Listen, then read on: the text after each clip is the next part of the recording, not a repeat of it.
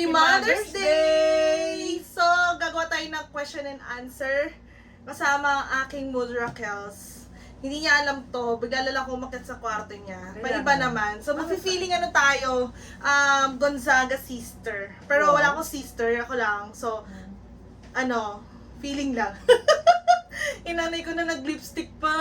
Oh my God! Wow, small loud din. Huwag na, huwag na. Oh. Handa ka na ba? For what? Question and answer. Oh, sige. Basta Nakasama yung boss mo kasi wala tayong Oh, mic. sige, sige. So, bago lahat, batiin muna natin ng Happy Mother's Day lahat ng mothers dyan. Happy Mother's Day. All mothers, Happy Mother's Day. So, ang unang tanong, handa ka na ba, ma? Hindi. Ba't ka ba nagtatawisan? Nagugulat na ako. Ano tatanungin? Okay. Question number 1. Okay. Pinagsisisihan mo ba na nag-asawa ka ng maaga noon? Hindi. Bakit? Considered maaga pala noon yung 24, ano? 24 ka na ba nag-asawa noon? Opo. Ano po? Akala ko tatanda nga akong dalaga noon. Bakit feeling mo tatanda kang dalaga noon? Eh kasi siyempre may mga pangarap akong nagtutulong ako sa pag-aaral ng mga kapatid ko na dalawang babae. Okay. Bakit sa may boss mo kasi? Okay, dalawang babae na kapatid ko. Tinutulungan ko nanay ko. Oh. Oo. Tsaka hindi pa natutupad yung pangarap ko eh. Bakit ako mag-aasawa na, siyempre? Ay, ba't ka nag-asawa ng 24? Hindi, matandang dalaga na nung panahon namin yun. Ganun ba yun? So, edi, pinagsisisihan mo ba na nag-asawa ka ng maaga pa din yun? Oo, maaga pa rin naman. Oh. Na hindi pa, okay, maaga pa rin. Pero, natupad ko na yung Maaga yun, kumpara naman sa pag-aasawa ko, 34. 10 years? 34 na ako nag-asawa, mama. Di ba aga yun? Sige, okay. Ano, next question? So hindi mo naman pinagsisisihan mo? Hindi, ba't ako magsisisi? Ang bait naman ng pangasawa ko. Bukod sa mabait na pogi pa, ano ba? Question number 2. Kung may iba ka bang nakilala na mas matangos sa ilong ni Papa, jojowain mo pa rin ba si Papa? Oh, syempre. Bakit? Pero si Papa kasi hindi ko naman niya naging jowa talaga eh. Talaga, ipopost ko pa to. Oo, alam naman niya yan. Nakikinig siya. Teka lang, wait lang. Tingnan natin kung nagpe-play. Nagpe-play. Tapos? Pero matagal siya nanligaw sa akin. Huwag na i-booking kung bakit matagal siya nanligaw. So wala kang ex dati na matangos ang ilong? Meron. Ay, bakit sa pango ka napunta? Namatay na. Namatay. Nauna? Oo, namatay. So may boyfriend ka dati? Oo, So ang gusto mo, ano ba talaga ideal man mo noon nung dalaga ka? Ay, yun, responsable sa pamilya. Hindi magmamana sa tatay ko. Hindi katulad ng tatay ko. Pero mabait ang tatay ko, hindi ko sinasabi. Huwag lang katulad ng tatay ko na dalawa asawa. Totoo. So, si Papa pa rin ang pipiliin mo? Ay, oo, second life kay Papa pa rin ako. Okay. Question number 3. Yes. Naku, ayusin Kung aayusin mo ng... kinakabahan ako. So, 3 kami magkakapatid. So, sa 1 to 3, sino ang pinakamabait at... Ay, hindi. Sino ang... Ayan, mabait naman kayo wait tatlo. lang. Sa 1 to 3, sino ang una ang pinakamabait sa hindi masyadong mabait? Lahat kayo mabait kayo Hindi tatlo. kailangan No, 1 to 3. no! Huwag mo Ba yan? akong pilitin dahil pareho kayong mababait. Iba-iba ang bait nyo. Ayaw ba yan? Ayaw mo na. Number 1, kang bawa. Pinakamabait, si Darling. Hindi. Pinakamaganda si Darling. Mag-isa lang naman akong babae. Oo. Wala kang i-rate ng 1 to 3. Wala. Sige. Napakaswerte ko. Yun, totoo yun. Napakaswerte ko kay Lord. Kasi binigyan ako ng 3 mababait na anak. Mapagmahal. Dahil mababait ang anak ko. Sino na lang sa anak mo ang pinaka-kamukha mo? Si Eddie Boy. Sino ang kamukha ni Papa? Kayong dalawa ni Kuya Emer. Sino mas pangit sa amin ni Kuya Emer? Bakit? Maganda ka pogi siya. Ano ba? Mother's Day ngayon. Huwag mo naman i-stressin ang mother mo, no? Okay, question number 4. 4. Mm. Sino sa tingin mo ang tingin mo noon na Nagbibigay sa akin ng pera. hindi, wala nga tayong pera eh. Ay, wag. Masama daw magsabi Wala. ng pera. Okay, question number 4. Okay. Question number 4. Ano ang sa tingin mo na nagmana sa'yo, anak, nakatangian mo na, yung feeling mo na, ay, ito yung Esther na, Esther version ko sa 3 anak ko. Tapos, ito yung version na, na Edong, si Papa, na, ito yung Wala version akong ng Papa. version. Wala Pero akong may version si Papa. Si Kuya Emel. Siya, yung version niya. Saka girl version, ikaw. Ano version ni Kuya? Wala. Kasi ako kamukha niya pero wala akong version sa kanya. Matalino. Ay, oo naman, 3 kayo niya. Ako talaga, guys. Kayong hindi talaga ako 3 minana matalino. nyo, talino nyo sa akin. Ay, hindi ako Kayong naniniwala 3. dyan. Ay, pakitaan ko sila ng trophy mo. Question number 5. Oh. Ngayong Mother's Day, ay wala pa pala. Okay, question number 5. Papalit ko pala to. Question number 5. Ngayong Ano? Mother's Day naman talaga na. Okay ba sa'yo lahat ng napangasawa ng anak mo? Ay, nako, yan ang sinasabi ko. Wala akong pinagsisisihan sa mga manugang ko. Pinakamabait sa lahat ng manugang. Oo, sa lahat ng manugang, silang dalawa pantay. Napakapogi. Ang swerte ko rin sa manugang. Wow, pogi daw! Pogi at maganda, mabait pa. Tapos mahal na mahal nila ako. Yan ang may pagmamalaki ko. Toro. Oo naman. Sa At tingin, never ako ano yung tawag doon? Yung nakipag-alitan? Never na nag-alitan kami ng manugang ko. sa tingin mo, tama ba yung edad na pag-aasawa ko bilang anak mong babae? Yes. Tama daw yung 34! Sobrang hindi, okay lang yun anak kasi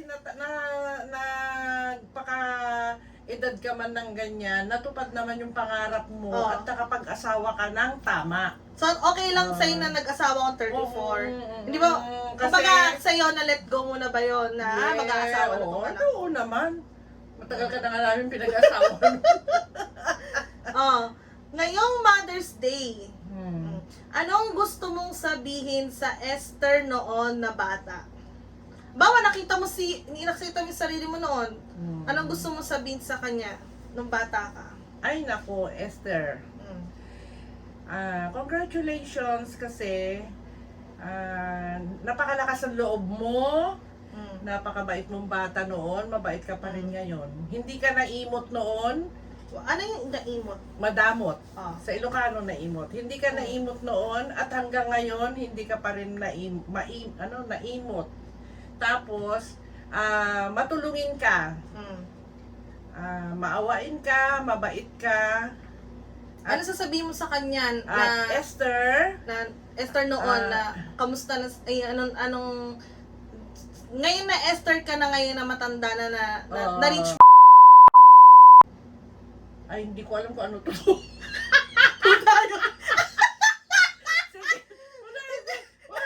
Basta nahilo ako kasi may kasama tumigil ka nga, darling. ngayon nga na na-reach mo na yung ganyang edad. Sige. Sige. Anong gusto mo sabihin nga ulit? Ay, anong gusto pa sabihin sa Esther noon na si Esther ngayon ganito, alam mo ba paglaki mo mga ganun. Ay, wala. Pareho rin eh. Hindi, anong gusto mo sa Si kanya? Esther noon kasi talagang matyaga, malakas ang loob.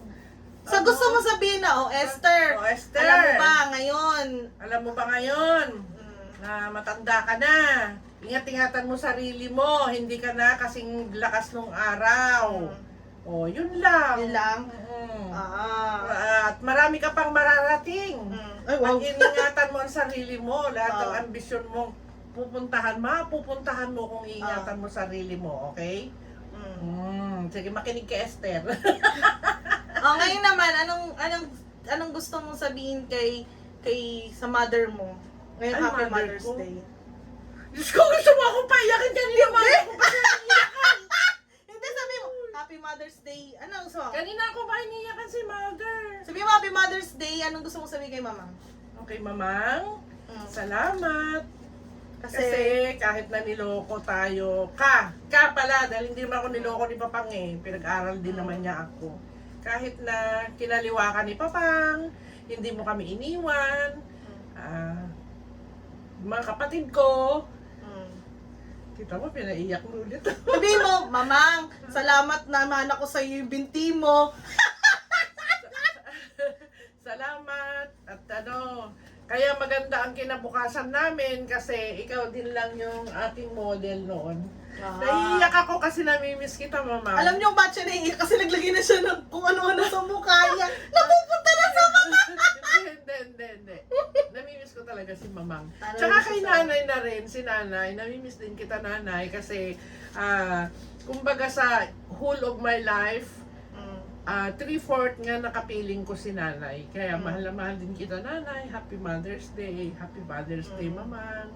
Si Auntie Fidela ko na nagpalaki sa akin.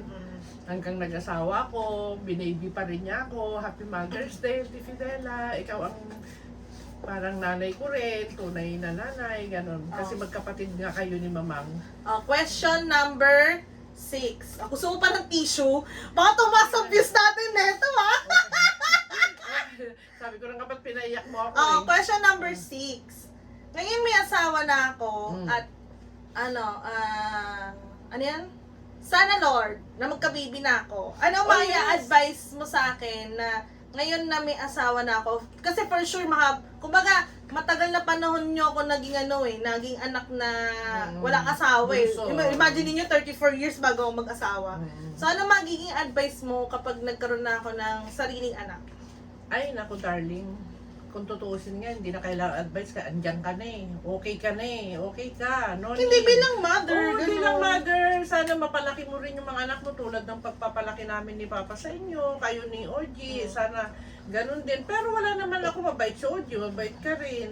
Marunong naman kayo sa buhay. So, hindi na advice kundi sana dagdagan kong ang dasal ko para maging successful kayo sa buhay at magkaanak na.